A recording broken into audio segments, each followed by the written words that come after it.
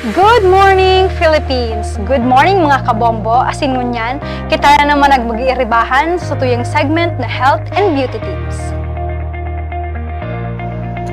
Sa lambang aldaw na naglilihis, dahil niya may kakailaan ang sa tuyang saluda, ang saro sa pinaka-importanteng aspeto kan sa tuyang buhaya. Mayo kitang maginibunin marhay sa trabaho man, eskwelahan o sa simpleng gibuhon sa harong kung kitaan may helang. Kaya man importante ang temang ini para sa International Infection Prevention Week kung saan saro ining pagaramdam sa gabos nan pag-iingat sa diri kontra sa impeksyon ang sarong importanteng lakdang pasiring sa sarong malusog, masagana asin produktibong pamumuhay. Sa panahon kan pandemya, mas urog niya itong naiintindihan kung gurano ka-importante ang mga simpleng lakdang sa pag-ataman sa tuyang saluda. Ang paghuhugasin kamota, pagsusulot ng face mask, pag-obserba rin physical distancing, asin ang pagbabakuna, ang mga paagi tanganing makalikay sa mga nakakahawang helang. Alagad makalis ang krisis na ito, padikit-dikit naging kampante liwat ang nagkapera, nakakalingaw sa mga adal ka nakalihis. Kaya sa paay ka ini, obheto ka ini nga liwat ipagirumdom na bago usa na sa panahon kan pandemya dapat na maglikaya, kundi sa lambang aldawa kan sa tuyang buhaya. Ang salud kan sarong tawan, sarong kahanga-hangang pigriar kan mahal na Diyos. Kaya maglaban ka sa tuyang immune system sa kadakol na klasikan mikrobyo asin virus, alagad igong hanggalan man ini.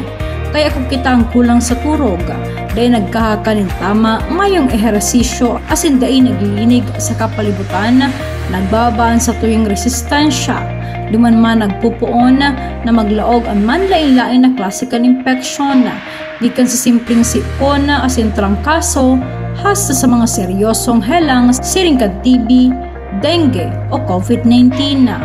Importante man na maintindihan na ang infeksyon ang bagusan ng personal na problema.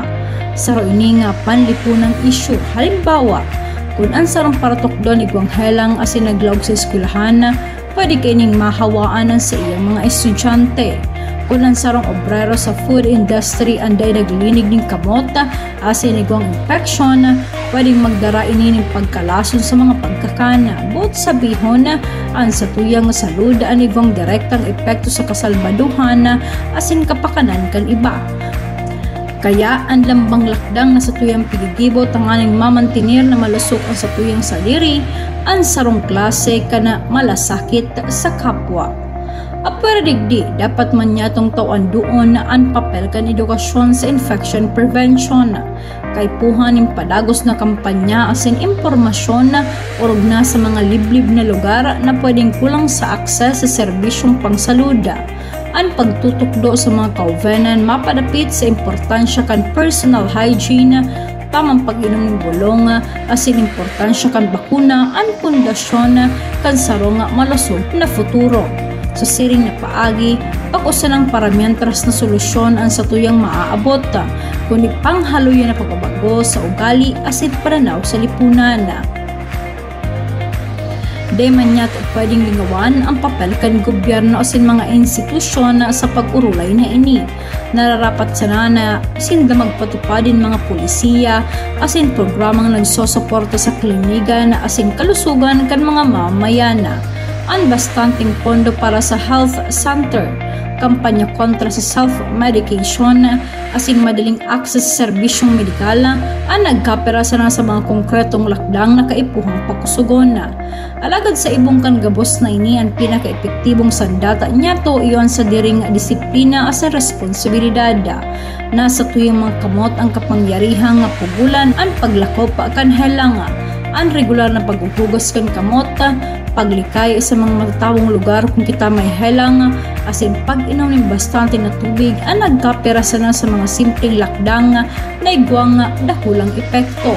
Orong sa gabos, ang pag-ataman sa tuyang sadiring salud, ang sarong anyo ka sa tuyang pagkamuota, bako sa nasa sadiri kundi pati naman sa tuyang pamilya, amigo-amiga, asin na komunidad.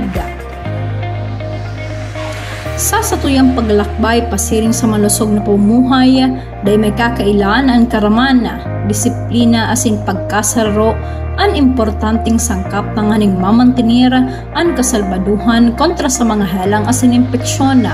Ang temang sa tuyang pinag-uurlayan mo niyan, ang sarong makapangyarihang pagirumdom na ang sa tuyang pang-urual daw ng mga desisyon sa litman o dakula, ang igong direktang epekto sa tuyang salud, asin sa salud kan mga taong nakapalibot sa tuya.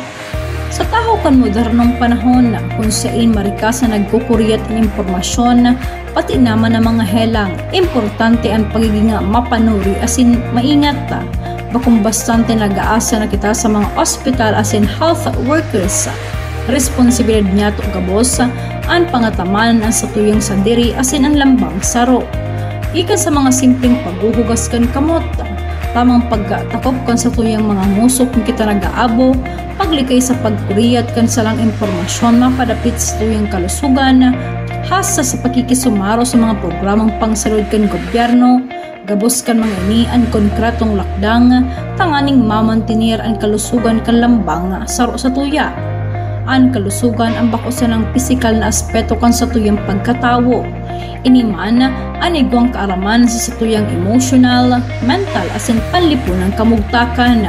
Kung kita ang malusog, mas nagiging produktibo kita. Mas masiglaan sa tuyang kaisipan, asin mas makusog ang sa tuyang kakayahang makiparte sa mga gibuhon sa lipunan.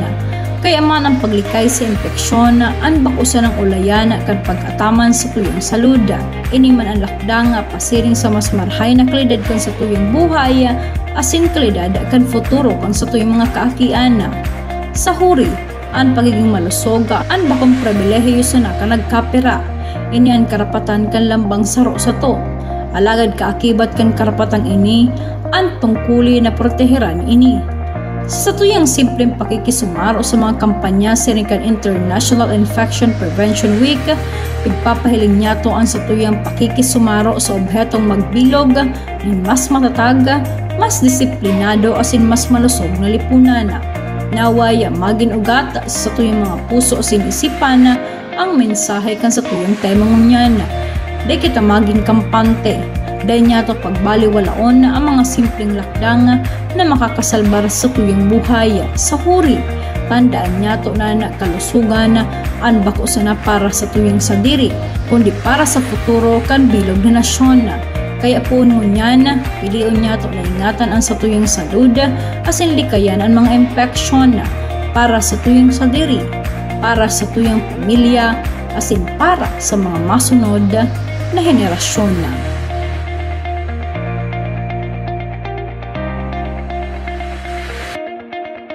Asin niyan sa tuyang health and beauty tips, lugod nagkaigwa ka mo ni mga kaalaman tungkol sa tuyang segment. Ini si Bombo Angelica Basquinia para sa Bombo Radio Philippines, the #1 and most trusted source of news and information, Basta Radio. Bombo!